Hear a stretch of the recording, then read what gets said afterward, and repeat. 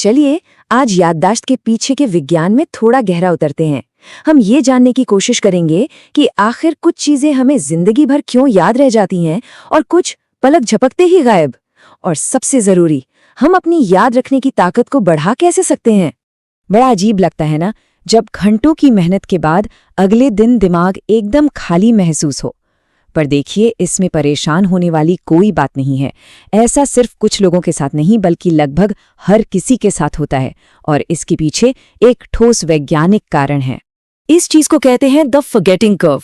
इसे एक ग्राफ की तरह समझिए, जो दिखाता है कि कोई भी नई चीज सीखने के फौरन बाद हमारी याददाश्त कितनी तेजी से नीचे गिरती है। लेकिन अच्छी खबर यह है कि ये कोई पत्थर की लकीर नहीं है। सही तरीकों से हम इस कर्व को सीधा कर सकते हैं, उसे गिरने से रोक सकते हैं। तो इस सफर में हम सबसे पहले भूलने की असल वजह को समझेंगे, फिर अपने दिमाग के अंदर झांक कर देखेंगे कि मेमोरी काम कैसे करती है, और आखिर में कुछ ऐसी कमाल की तकनीकें जानेंगे जो सीखने के तरीके को हमेशा के लिए बदल सकती हैं। तो चलिए उस सबसे बड़े सवाल से शुरू करते हैं, हम भूलते ही क्यों हैं? और जवाब शायद थोड़ा चौंकाने वाला हो सकता है। भूलना दिमाग की कोई कमी नहीं, बल्कि ये उसका एक जरूरी फीचर है।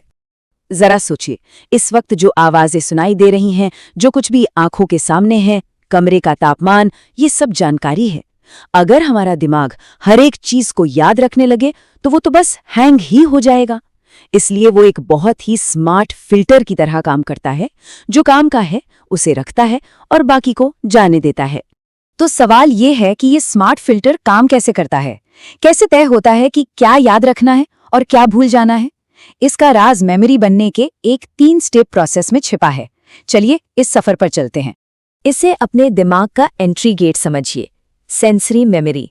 हमारे आसपास का हर नज़ारा, हर आवाज, हर खुशबू एक पल के लिए यहाँ से गुजरती है।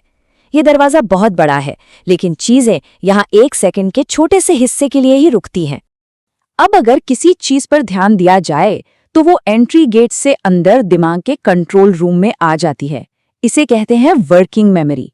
ये कंप्यूटर की रैम की तरह है। सोचना, समझना, हिसाब किताब करना सब यहीं होता है। लेकिन इसकी एक सीमा है, ये एक बार में बस कुछ ही चीजों पर काम कर सकती है। और आखिर में आता है असली खजाना, लॉन्ग टर्म मेमोरी। ये दिमाग का एक बहुत बड़ा गोदाम है जिसकी क्षमता की कोई सीमा नहीं है। अगर जानकारी को सही तरीके से यहाँ पहुँचा दिया जाए तो वो जिंदगी भर के लिए महफूज हो सकती है, और हमारा मकसद यही है। तो ये है मेमोरी का पूरा रास्ता, सेंसरी इनपुट से ध्यान के जरिए वर्किंग मेमोरी तक, और फिर एनकोडिंग यानी जानकारी को सही से पैक करने की प्रक्रिया से लॉन्ग टर्म मेमोरी तक। और यहाँ 2 सबसे जरूरी नियम हैं, पूरा ध्यान देना और जानकारी को सही तरीके से पैक करना। तो फिर इस पैकिंग यानी एनकोडिंग को बेहतर कैसे बनाया जाए? इसका राज हमारे दिमाग के एक खास फीचर में छिपा है। हमारा दिमाग जानकारी को प्रोसेस करने के लिए एक नहीं बल्कि 2 रास्तों का इस्तेमाल करता है। इसे कहते हैं डुअल कोडिंग थ्योरी। मतलब दिमाग में शब्दों के लिए एक अलग रास्ता है और तस्वीरों के लिए एक अलग। जरा सोचिए, जब हम एक ही जानकारी को 2 अलग-अलग तरीकों से सहेजते हैं, एक बार शब्दों में और एक बार तस्वीर के रूप में, तो हमारे दिमाग के पास उसे ढूंढने के 2 रास्ते हो जाते हैं। इससे याददाश्त दोगुनी मजबूत हो जाती है। हमारा मौखिक चैनल एक कहानी की तरह है जो शब्दों को एक-एक करके समझता है, लेकिन हमारा विजुअल यानी दृश्य चैनल एक तस्वीर की तरह है जो सारी जानकारी को एक ही बार में समझ लेता है। इसीलिए तो कहते हैं कि एक तस्वीर 1000 शब्दों के बराबर होती है। और यहाँ एक बहुत जरूरी बात है, हमारा दिमाग तब सबसे अच्छा काम करता है जब हम जिस तरीके से सीखते हैं उसी तरीके से याद करने की कोशिश करें। अगर तस्वीरों से सीखा है तो उन्हें तस्वीरों के तौर पर याद रखना आसान होगा। अगर हम शब्दों को जबरदस्ती तस्वीर में बदलने की कोशिश करेंगे तो दिमाग कंफ्यूज हो जाता है। इसलिए सबसे अच्छा तरीका है सीखने के दौरान ही शब्दों और तस्वीरों को आपस में जोड़ देना।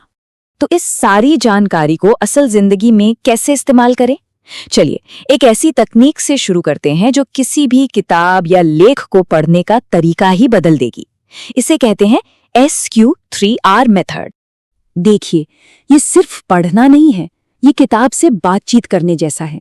सर्वे से हमें एक मोटी मोटी तस्वीर मिल जाती है, सवाल पूछने से दिमाग फोकस हो जाता है, फिर पढ़ना एक तरह से उन सवालों के जवाब ढूंढना बन जाता है, और सुनाना, ये तो जादुई स्टेप है जहां पढ़ी हुई चीज लॉन्ग टर्म मेमोरी में लॉक हो जाती है। और हाँ, 5वें कदम, समीक्षा को कभी मत भूलिएगा। सुनने में शायद यकीन न हो, लेकिन हम 24 घंटों के अंदर सीखी हुई चीजों का 80% तक भूल सकते हैं। सिर्फ 5 मिनट का एक छोटा सा रिव्यू इस भूलने के कर्व को रोक सकता है और हमारी सारी मेहनत को बचा सकता है। अब एक ऐसी तकनीक की बात करते हैं जो इतनी जबरदस्त है कि प्राचीन काल से लेकर आज के मेमोरी चैंपियंस तक इसका इस्तेमाल करते हैं। ये वक्त है अपने दिमाग की विजुअल पावर को अनलॉक करने का। इसे कहते हैं मेमोरी पैलेस तकनीक। ये ऐसा है जैसे हम अपने दिमाग के अंदर एक महल बना रहे हों, जहां हम कुछ भी स्टोर कर सकते हों, चाहे वो किराने की लिस्ट हो या फिर कोई मुश्किल वैज्ञानिक फॉर्मूला। ये एक तरह से हमारे दिमाग का पर्सनल गूगल है। ये काम कैसे करता है? बहुत ही आसान है। हम एक ऐसी जगह के बारे में सोचते हैं जिसे हम बहुत अच्छे से जानते हैं, जैसे अपना घर। फिर जिन चीजों को याद रखना है उनकी मजेदार और अजीब तस्वीरें बनाकर उस घर में जगह जगह रख देते हैं। मान लीजिए दूध याद रखना है तो सोचिए कि दरवाजे पर एक गाय नाच रही है। आप अपना पहला मेमोरी पैलेस अभी बना सकते हैं। बस अपना घर सोचिए, एक रास्ता तय कीजिए, मेन गेट से लिविंग रूम, फिर किचन तक। अब जो चीजें याद करनी है उन्हें उस रास्ते पर रखते जाइए। जितना अजीब सोचेंगे उतना अच्छा। याद करने के लिए बस अपने दिमाग में उस रास्ते पर चलिए और देखते जाइए कि क्या क्या रखा है। तो देखिए, हमने एक लंबा सफर तय कर लिया है, भूलने की परेशानी से लेकर अपनी याददाश्त पर काबू पाने की शक्ति तक। अब वक्त है इन सभी सुपर पावर्स को एक साथ लाने का। तो ये बातें हमेशा याद रखिएगा। भूलना नॉर्मल है, पर ध्यान असली चाबी है।